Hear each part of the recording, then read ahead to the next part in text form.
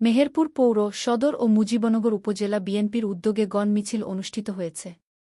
রবিবার সকালের মেহেরপুর সরকারি উচ্চ বিদ্যালয় মাঠ থেকে গণ মিছিলটি শুরু করে শহরের প্রধান প্রধান সড়ক প্রদক্ষিণ করে শহরের পন্ডের ঘাট এলাকায় গিয়ে শেষ হয়।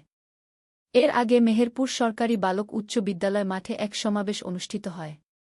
এই সমাবেশে প্রধান অতিথি মেহেরপুর জেলা বিএনপির সাবেক সভাপতি ও সাবেক সংসদ সদস্য মাসুদ অরুণ বলেন, মেহেরপুরে জেলা বিএনপির কমিটি নিয়ে কোনোরকম ষড়যন্ত্রকে ছাড় দেওয়া হবে না। এখনই পদবি বিক্রি করছেন এবং ঘরে বসে কোনো কমিটি হবে না। কমিটি হবে প্রকাশ্যে শামসুজ্জোহা পার্কে। এই ছাড়া ও বক্তব্য রাখেন মেহেরপুর জেলা বিএনপির যুগ্ম আহ্বায়ক ও পৌর বিএনপির সভাপতি জাহাঙ্গীর বিশ্বাস, মেহেরপুর সদর উপজেলা বিএনপির সাধারণ সম্পাদক সাইফুল ইসলাম, মুজিবনগর উপজেলা বিএনপির সাংগঠনিক সম্পাদক আব্দুর রশিদ, জেলা কৃষক দলের আহ্বায়ক মাহবুবুর রহমান, জেলা যুবদলের সভাপতি জাহিদুল হক জাহিদ, জেলা ছাত্রদলের সভাপতি আকিব জাভেদ সেনজির প্রমুখ।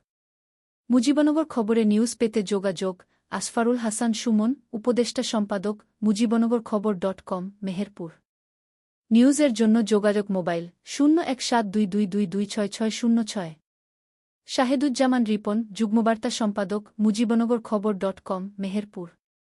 নিউজের জন্য যোগাযোগ মোবাইল 017230043000।